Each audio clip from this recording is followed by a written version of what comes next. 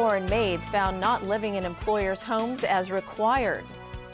In Macau, Joseph Lau tried in absentia in Ao Man Lung case. And revelation that British authorities spied on G20 officials.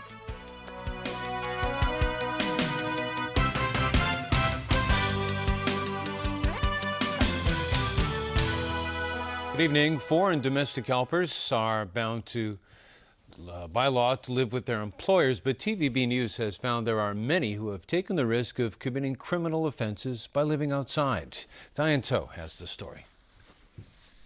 Early in the morning, many Filipinos and Indonesians are spotted heading out of this village on the south side of Discovery Bay.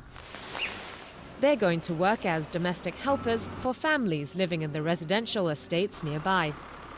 My employer have a small apartment. My employer give me 6,500, including the boarding. You know, it's illegal if you don't stay with your employer? Yes, I know, but mostly we don't have a space in their house. It is illegal. Under the law of immigration, the helpers must stay with the employer in the address which mentioned in the contracts. But residents here in Discovery Bay say foreign domestic helpers not living with their employers is commonplace. And I think, you know, from that point of view, they would rather that they live out rather than, say, sleeping with the child in the same room, for instance. I think they would not feel very comfortable with that. I think it's a space issue. According to property agents on Lantau Island, it's also known that some domestic helpers will rent apartments and share them with several others. The helpers often have their own network to look for these places, but Liu said there are also sub-agents not licensed by the Philippine or Indonesian consulates who will do the arrangement. Those no license small agents, if they want to get more business, so they will take more advantage to do some more other side business. Just like even the employer asks them, oh, can I get the maid to stay out? They will not reject the employer. Conditions of these illegal abodes vary, with some looking slightly makeshift. Lawmaker James To, who is the vice chairman of the security panel, said the restriction on living arrangements isn't just to protect Hong Kong from potential illegal workers. There may be implication on the security and safety of the domestic worker, because we have a very heavy duty towards other government in protecting their citizens in Hong Kong. So those conditions must be adhered to. The Immigration Department said foreign domestic helpers are imported to fill the demand for stay-home helpers. If they're not staying in their employers' homes, then they may take away job opportunities for local domestic helpers. The maximum penalty for intentionally hiding or submitting false information is a fine of $150,000 and 14 years in jail. Those who aid and abet can also be prosecuted. Diane To, TVB News. Chinese Estates Holdings Chairman Joseph Lau today failed to show up at a corruption trial in Macau for a fourth time. He is suspected of offering advantages to Macau's former Secretary for Transport and Public Works, Ao Man Lung. The court decided to hold a trial in absentia. As Jenny Lam reports, Lau's co-defendant, Stephen Low, did attend today's hearing. Joseph Lau, who claimed he could not attend the corruption trial in Macau for health reasons, made a public appearance in Wan Chai this afternoon. Lau's girlfriend, China Estates Holdings Executive Director Yvonne Lui, was present in the Macau hearing. Lau's lawyer submitted a statement asking that he be represented.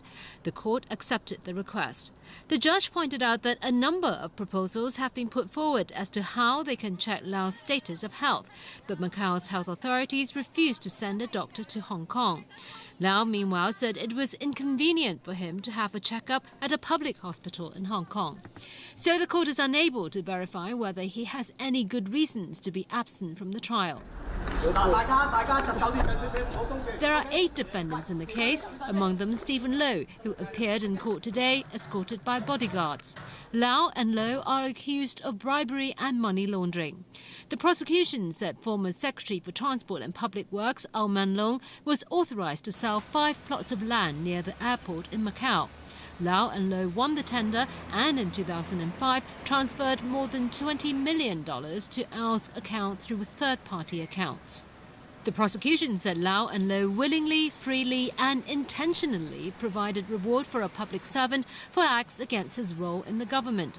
During the probe on Au, investigators found a notebook which referred to Joseph Lau as Big Lau and listed the land sale items and the sum Au had received. The notebook also referred to Jones Lang LaSalle, on whose behalf Stephen Low submitted a tender. Joseph Lau's lawyer claimed his client had nothing to do with the airport land sales. The hearing continues. Jenny Lam, TVB News. A senior public doctor was today sentenced to 9 months in jail for using patients' names to prepare false consultation bookings and then making up the prescriptions and stealing the drugs. Jenny Lam again. 56-year-old Dr. Sham Wai Man faced 22 charges, including fraud, use of computer with dishonest intent and theft at Fanling Magistracy. He worked at a hospital authority family clinic in Fanling. Between 2006 and 2010, he used patients' names to make up 12 consultation bookings, and between 2003 and 2010, he also stole prescription drugs. His lawyers submitted 21 letters of plea, most of which claimed that Dr. Sham was a caring and responsible person. The defense side said that Dr. Sham won praises from the hospital authority, which proved that he was hardworking. The drugs he stole were worth a total of $4,000, which the defendant was willing to pay back.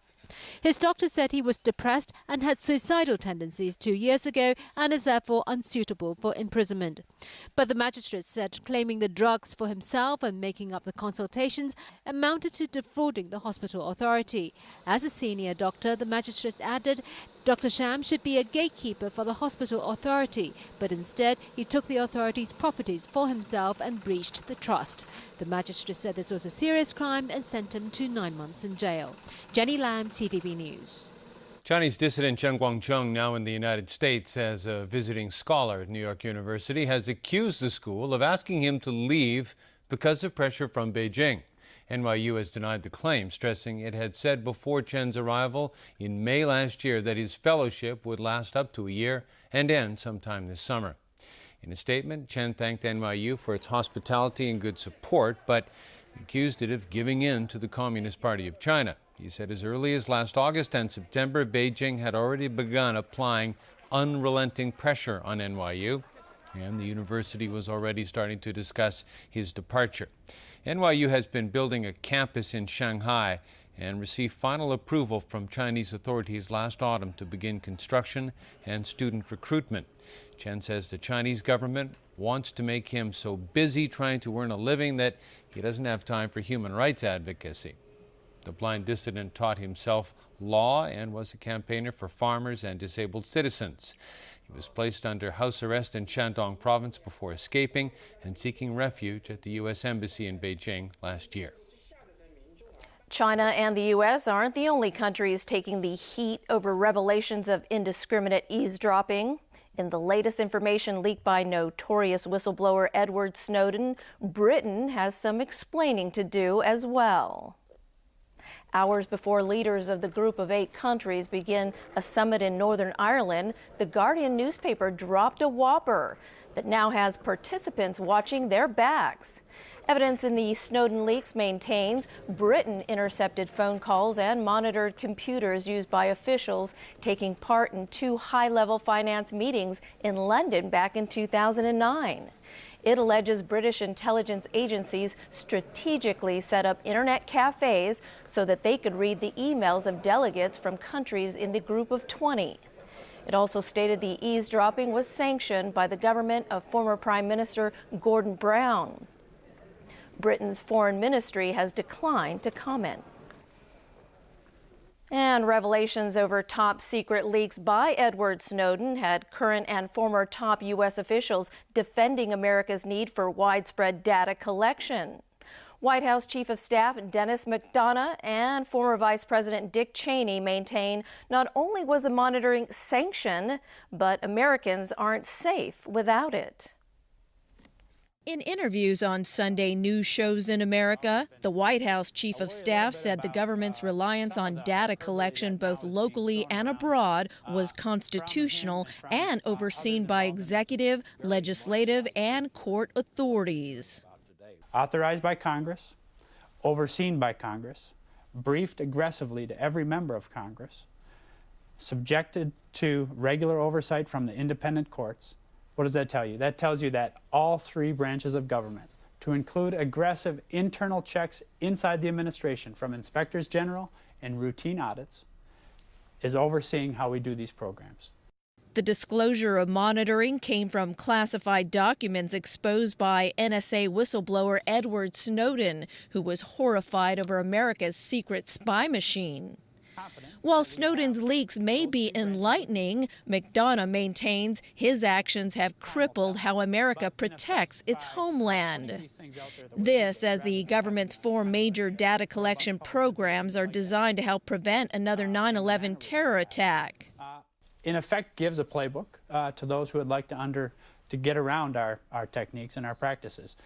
Because Snowden is still hiding out in Hong Kong, former Vice President Dick Cheney is worried he'll become a turncoat for the Chinese.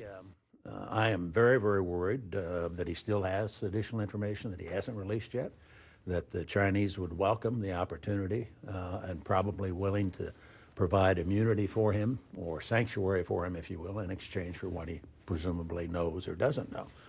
As many have also suspected, Cheney believes Snowden did not act alone. I have trouble believing that somebody in his position as a contract employee had access to the kind of things he's talking about.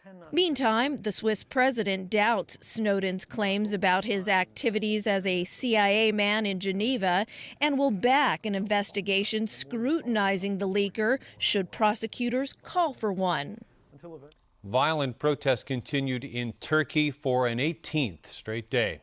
On Sunday, hundreds of thousands gathered in Istanbul in a show of support for the Turkish Prime Minister. Meanwhile, 2 big union federations in the country are staging a one-day nationwide strike today. Alan Buknia reports.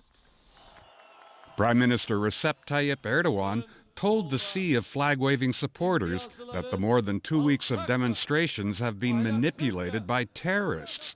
He also dismissed allegations that he was behaving like a dictator. He defended the actions of police, who regularly use tear gas and water cannon to disperse anti-government crowds. Just kilometers away, police set up roadblocks and cordoned off streets to prevent the protesters from converging on Gezi Park near Istanbul's Taksim Square. That's where a small-scale environmental protest broken up on May 31st quickly spread into a much larger movement of people who accuse Erdogan of increasingly autocratic leadership and of trying to impose his conservative Muslim views on the entire population. The demonstrating carried on into the night in cities across Turkey. In Ankara, police once again used tear gas and water cannon to disperse the crowds. Meanwhile, 2 Turkish union federations that represent hundreds of thousands of workers called for a 24-hour strike today. 3 other groups representing doctors, engineers, and dentists have also joined in.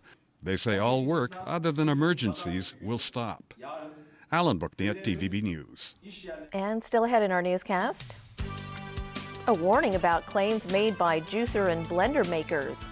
A cross-border illegal bookmaking syndicate cracked. And online sales of counterfeit goods on the rise.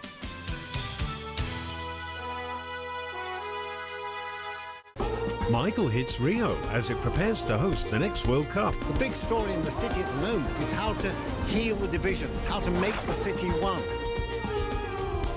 We have young people as young as 11 and 12 openly armed on the streets here. Tonight, Brazil with Michael Palin at 9:30 on Pearl. Sometimes we don't get a choice. Is there something you're not telling me? What do you mean? I'm anxious to make Lady Mary happy.